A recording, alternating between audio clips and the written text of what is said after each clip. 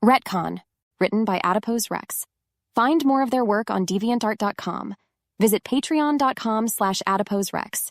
Join at a certain tier and get access to even more stories and the private Discord to talk with the author and other weight gain and expansion literature fans.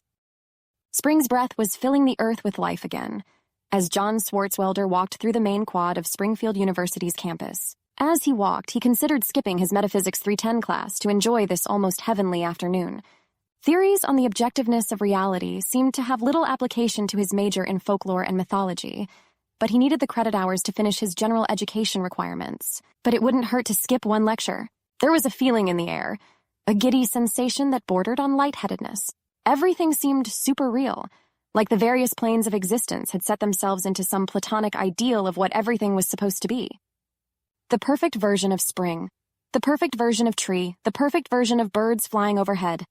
I wonder if I got high by accident, John thought to himself. More than a little of this feeling came from the sights surrounding him as he walked past dorms and lecture halls.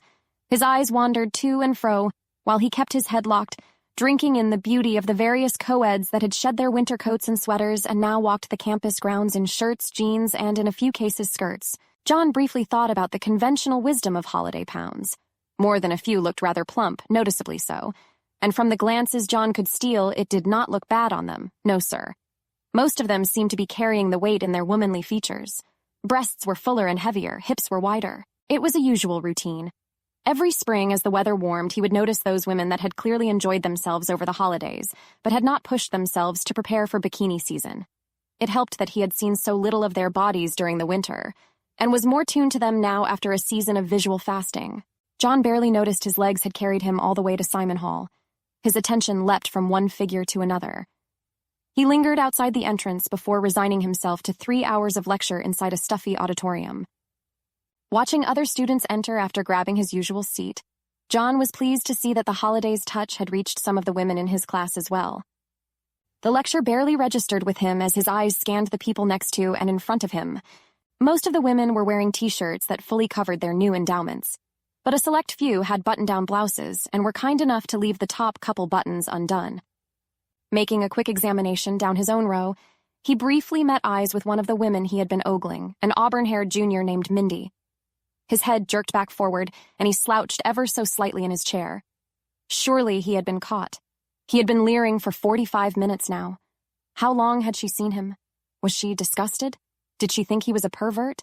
Of all the people to be caught by, this was one of the worst. Even before the winter garments had been shed, John had found her intriguing. He had noticed her at the start of the semester, the classic demure beauty.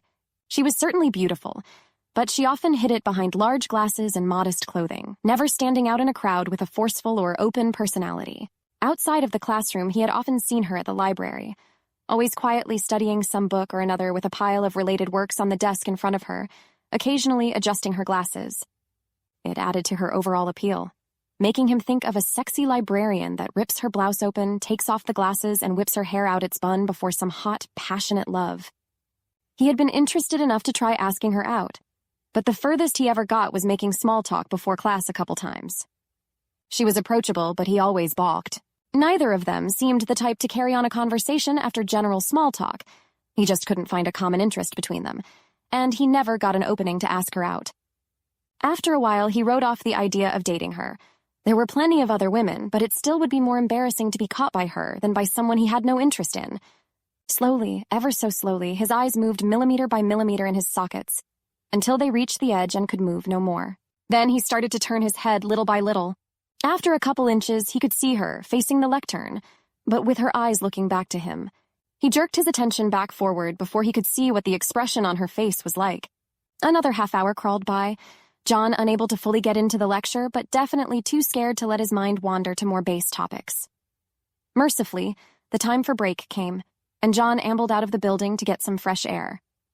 Returning from the Student Union building with a pack of mini donuts, he found Mindy sitting on a bench across from the hall entrance. He stopped chewing as he walked past her, trying not to look at her and failing. She was watching him walk by, he could feel it. His cheeks burned, they were turning red, and them just embarrassed him more. He tried to appear casual as he glanced her way, pretending something beyond her had caught his interest. She did not seem scornful or irritated by him. She almost looked anxious, as if she wanted to say something or was expecting him to. When he did not, when he simply continued walking, she got up and walked briskly until she was in step with him, though a few feet to his side. For the first time, John was able to get a better view of her than he had up until now. As she stood upright, his eyes were drawn to her belly, curving from her torso like a small watermelon. At first, he wondered if she was pregnant, but he was not sure that made enough sense. It was possible. She may have been hiding her belly under large sweatshirts and coats during the winter, and he knew nothing of her social life. Maybe she had a boyfriend. No husband, he could assume he never noticed a ring on her finger. Or a one-night stand had had lasting effects. Or maybe she had just gained more over the winter than some of the other women, and was developing a potbelly. It seemed nicely curved, though, not appearing flabby and hanging low under her Poochie shirt. And her breasts seemed larger, now that he noticed. She said nothing, so he didn't either, and when they arrived at the door together, he held it open for her. As she passed by, coming within inches of him, he felt the same hyper-realism he had felt walking across campus. The door in his hand, the ground under his feet suddenly felt more solid, more there. The sensation was fleeting, and by the time Mindy had entered the auditorium, it was gone. John walked behind her down the hall, noticing the roundness of her hips and rear. He was apparently distracted because when she came to her seat, he almost sat down right next to her as if they were coming back to class together. He stopped before sitting, though, and stood staring at the row of seats for a moment. His backpack was 3 seats over, and for a few seconds he wondered why they were there before realizing that was where he had been sitting. Taking his seat, he felt the exact opposite of the hyper-realism he had felt walking to campus, as if on some innate level he recognized the world around him as being, not false, but not what it was supposed to be. The rest of the class passed in monotony, and John was overjoyed when it ended. In his final semester, John only needed 3 classes, and all 3 were scheduled on Monday and Tuesday. Metaphysics done with, he was now free from academics for 5 days. All he had now was his job at the library. But that would not be until Thursday, and John wanted to relax in the meanwhile. Exiting the class post-haste, he made his way back to his apartment on the other end of campus. After a couple hours of productive TV watching, John found himself in the campus cafeteria for dinner. Finding an open booth, he was about to dig in when he noticed Mindy sitting a short ways away. She had not noticed him. She was so focused on her meal, it seemed she might not have noticed anything else.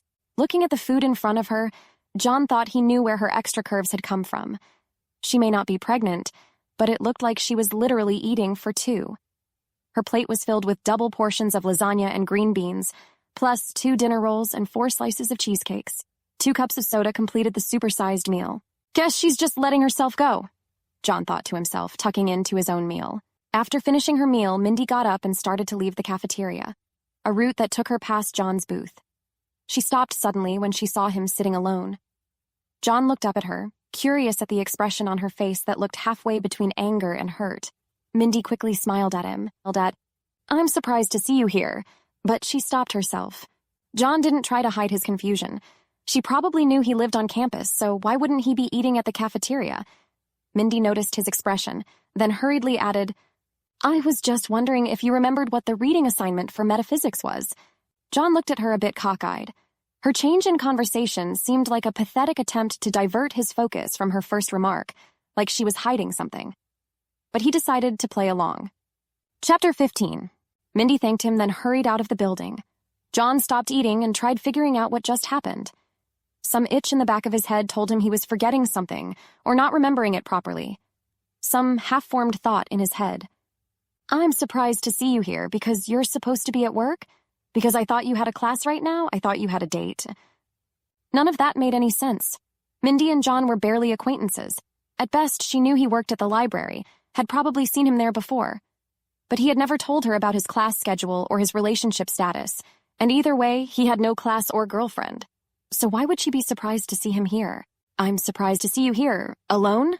As the words came out of his mouth, his conscious mind only slightly aware of what he was saying, something in his brain clicked. Was he supposed to meet someone here? Her? He had no idea why, but the thought seemed natural. He rolled it around his brain, which did nothing but drive him more nuts. Logically, it made no sense. He would know if he was supposed to meet her. But his brain and his gut didn't tell him the idea was wrong. She was just nutty. Maybe she thought I was someone else, he thought to himself. Shit, that's it. Simplest explanation. Pushing the conversation from his mind, he went back to his dinner. Mindy turned up at the library a couple times while John was working, always grabbing a pile of books and retreating to a study room for hours at a time. The weird run-in at the diner came back to mind every time she came in, but John didn't say anything, writing it off as her mistaking him for somebody else. Whenever John passed her, she had a look of severe concentration on her face, though John could not see how philosophy and metaphysics warranted such intense scrutiny. He could barely keep his head up in their class, but she looked like she was trying to solve a math problem or scientific conundrum convoluted enough to get her a Nobel. When Tuesday rolled around again, John slept in till his usual 11 a.m., except for an odd interruption when his alarm clock went off at 7. Probably his roommate messing with him, he thought, before turning and falling asleep again. Waking up was a singularly weird feeling. Sitting up in bed, his mind spasmed and he was not sure if he was awake or still dreaming. His perception of time felt as if it was double exposed, like when a ghost image of an object appears right next to it on a film. Only this was his concept of past and present standing next to itself. It took several seconds for the feeling to subside, and John continued sitting in bed for a while longer before getting up. After taking care of his morning needs and getting some lunch, he set out for his metaphysics class. Walking across campus, he tried looking around for any shapely figures, just as he had been doing for a week now. Only this time there did not seem to be as many curvaceous women. Most of the females he passed or saw sitting around were skinnier, closer to the figures they had back in the fall.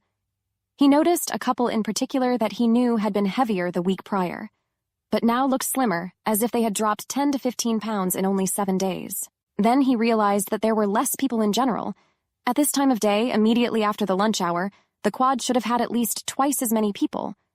John wondered if some virus had gone around and confined everyone else to their beds. It must have spread fast. There were far more people on campus yesterday, he thought to himself. The lecture hall was similarly sparse. The 200-seat room only filled a fraction. John took his normal seat and sat back in his chair, ready for another day in the series of useless lectures. Hell, I'm already bored and the class hasn't even started, he thought as he stifled a yawn. It's like a Pavlovian response to this room. I want to just zone out. His eyes wandered over the blank walls, up to the ceiling, down to the entrance. In came Mindy, apparently immune to the mystery virus, but not immune to the overeating John had witnessed. Her belly pushed outward about 2 feet in front of her and spread out to the sides about an inch past each hip. Her radiation dude shirt did not cover the lower part of her belly, but she seemed unconcerned with the streak of pink flesh exposed to the world. Her breasts had swelled up to the size of 2 volleyballs, quivering hypnotically even while confined to the tight shirt as she bounded up the low stairs and came to the row John was sitting in. He couldn't help but stare. It looked like she had gained the 15 or so pounds the girls outside had lost, but in only a week. Did she spend all weekend binging? As she came closer, he looked forward again, knowing well he had been caught. But if she was going to act oblivious to such rapid weight gain, she was going to get a lot of stares. He brought his legs in as she approached, expecting her to pass. Instead, she dropped her backpack next to his and took the seat immediately to his right. She had to force herself a bit into the chair, as the armrests dug into her hips and belly a bit. Before John could react, she leaned over and kissed him on the cheek. "You were supposed to wait for me outside the cafeteria," she said, though he barely heard it. The time out of sync feeling he had felt in bed this morning was back, much stronger than before, but passing quicker as well. She was right. He was supposed to meet her outside the cafeteria, but he had forgotten their breakfast date and grabbed a coffee and bagel on the way to class instead. A lingering taste of coffee and cream came into his mouth. "Sorry, honey, it slipped my mind. That's why my alarm went off. You'll make it up to me tonight," she said, putting a finger on his nose and smiling. As she turned to face the professor, starting his lecture, she suddenly said, "Oh," and grabbed John's hand, putting it on her belly. John felt a kick. Because she's pregnant, he thought to himself, though he was not sure why he needed to remind himself of this. The lecture was as pointless to John as ever, but the time passed all too quickly. Once the kicking had stopped, Mindy took John's hand off her belly, but still held it as they both sat there. Writing with his left hand felt odd, but his handwriting was better than expected. Occasionally, she would move his hand back to her belly to feel some movement, or she would start rubbing her side with his hand. It was about half an hour into the class that John realized there was a ring on her hand, a series of sapphire bits cut and formed to resemble a rose. Again, John reminded himself, for no reason, of something he already knew. They were engaged. They had met when she was a freshman and had been going out for over 2 years. During the break, they walked outside, and while she took a seat on the bench, legs spread out to allow space for her belly to rest, he ran to the Student Union building and grabbed some donuts and cupcakes. She ate them all with a speed that was ravenous, yet still retaining a hint of womanly decorum. John just sat there and rubbed her belly some more. Though she seemed focused on her treats, Mindy saw that John's gaze was somewhat distant. He didn't notice a look of concern flash across her face. "What's on your mind, sweetie?" John's answer came slowly, like he wasn't sure what he was trying to say. "I was just trying to remember our first date. I remember it was early in October, but I can't for the life of me remember where we went or what we did. I can't even place the right date. Was it the 4th or the 5th? As he was talking, Mindy started to get a bit cross, and John was afraid she would be angry at him for forgetting something as important as that. But then she smiled half-heartedly and leaned her head on his shoulder. "The 5th. You took me ice skating at the mall, then we had pizza." John's mind flitted around trying to piece together a memory of it, but all he could get were fuzzy images. "Oh yeah," he replied, trying to make it sound like he remembered now. Again, the look of concern came across her face, and when John saw it, he tried covering up his forgetfulness. "Yeah, the ice chalet downtown. I remember." Mindy smiled the half-smile again, but John could tell he wasn't off the hook. "Never let your girlfriend know you've forgotten something about your relationship," he scolded himself. The rest of the class passed like the first, though Mindy spent less time trying to hold hands. "She's angry about the first date thing and the breakfast thing. Shit, not my best boyfriend moment." Afterward, they went straight to the cafeteria, Mindy complaining that her lunch had been too small. For an early dinner, she had a meal about 50% larger than the lasagna feast she had had a week ago, with twice as much in the way of desserts. When she finished, they made their way to his apartment, and he spent all night making it up to her for his 1-2 combination of forgetfulness.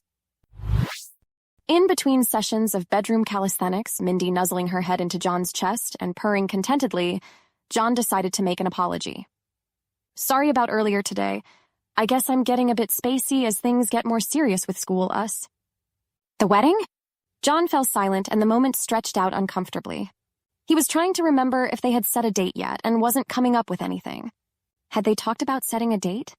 He backtracked over the past few weeks and then months, trying to bring up all their conversations related to the wedding or marriage. But he was just finding a lot of black. A lot of memories of sitting by himself at the cafeteria or sitting in his bedroom playing video games. "John?"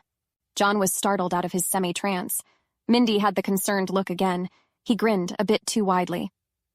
"Just like that, honey. It's all a bit much to take in." She smiled and laid her head down again. He exhaled, certain he had just gone for a hat trick of icy stare-worthy moments in a single day. "Don't worry," she said, head still down.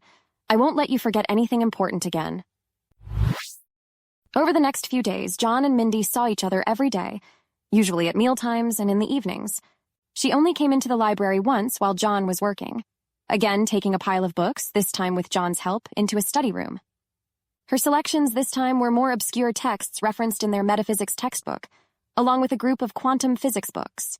John did not think to ask her why she was so concerned with the class's material, or since when she dabbled in actual sciences. Sunday night, John was alone in his apartment. He wanted to be with Mindy, but she refused to see him until he finished the paper he had due the next morning.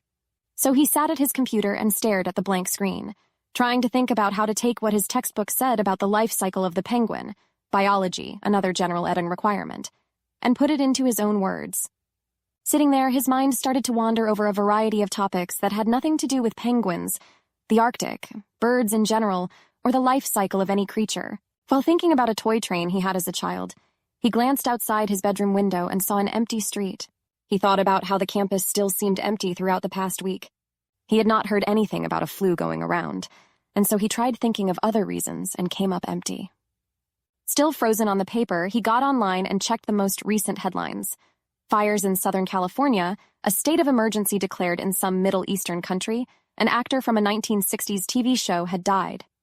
Towards the bottom of the screen, John noticed something that stood out. British scientists announce insemination breakthrough. Curious, though unable to explain why, John followed the link and read about a team of British scientists that had announced a new method of artificial insemination that had a 99% success rate. A single line in the middle of the article made John stop. Dr. Carlson reminded the assembled reporters that the procedure was still in an experimental stage, but within a few years could prove invaluable in helping stem the lowering birth rates affecting much of the industrialized world. John read the line and it immediately left his brain, slipping out like water through his fingers. He read it again and a third time to be sure. Some voice in his head, small yet forceful, said 3 billion, and he sat there for a moment confused. Then it started coming to him. The world population was only 3 billion. Much of Europe and North America had experienced sharp declines in birth rates, to the point that some countries actually had shrinking populations. Asia was only beginning to be affected by what officials had declared was a scientific dilemma. There had been no social or cultural movements to explain the downturn, and scientists had concluded that something was simply preventing a significant number of pregnancies from happening. John thought about how the campus of Springfield University, much of which was built in the early 20th century, seemed oversized for the relatively small population of students attending. He remembered a trip to San Francisco a couple years ago, and seeing a news report about half of a neighborhood called North Beach being torn down and converted to parkland because of a dwindling population.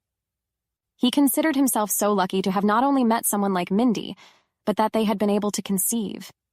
He just wished it had happened after they had married in their own time, rather than forcing a more shotgun-type wedding.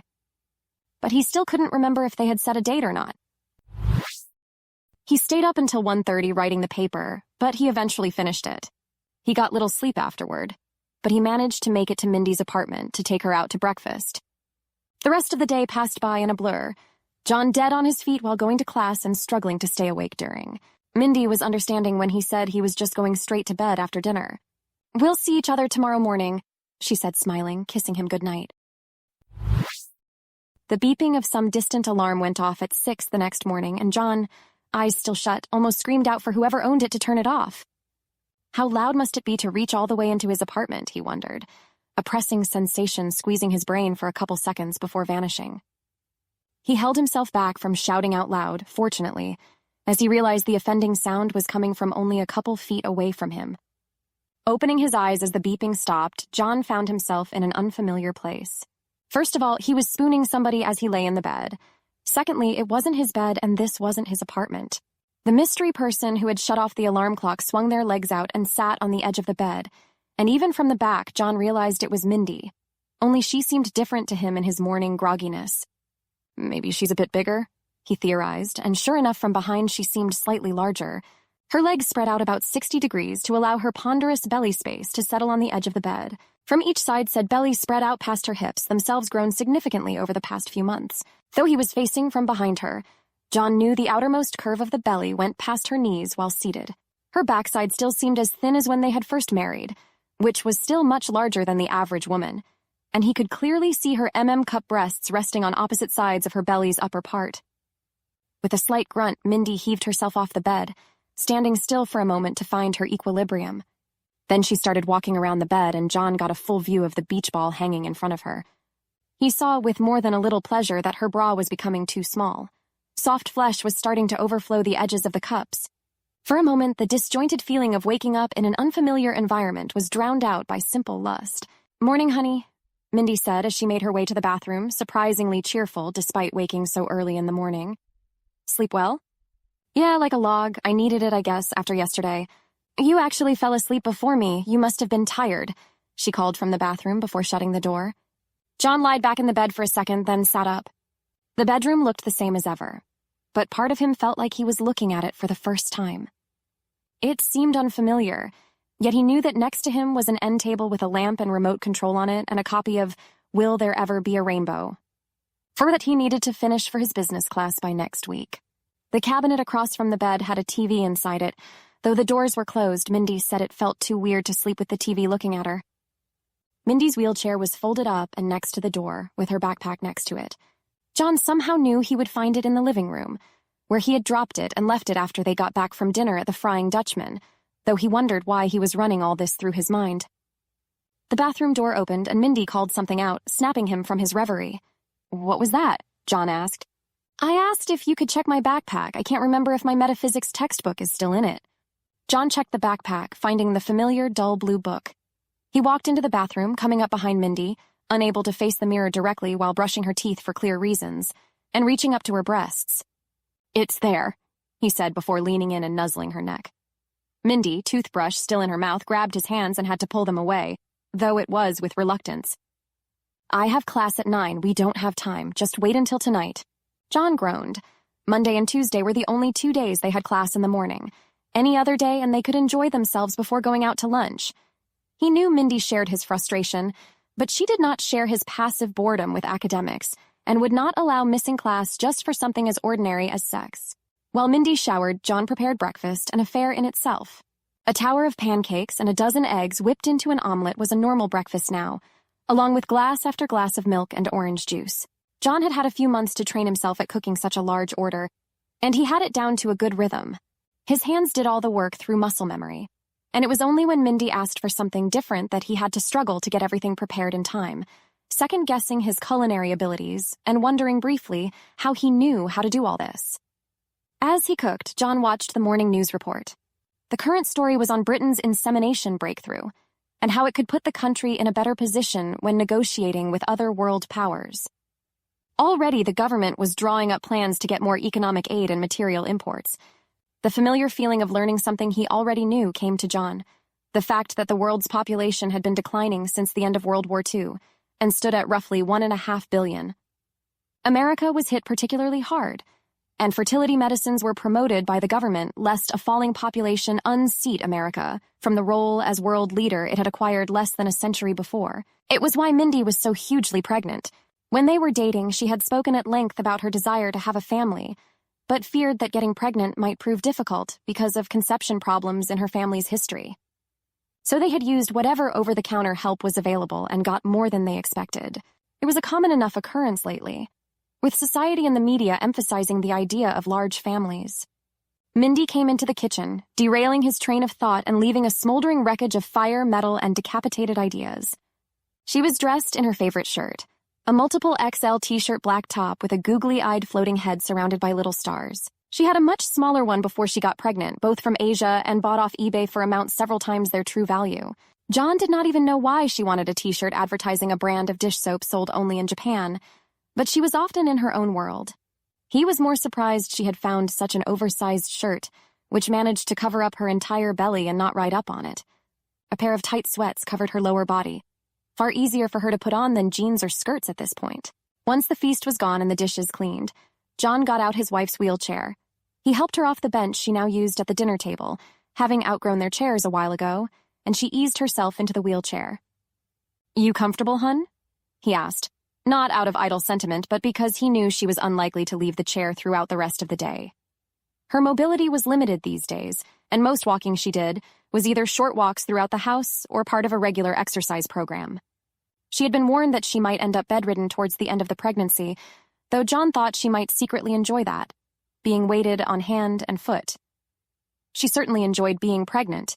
She had made that clear over the past few months.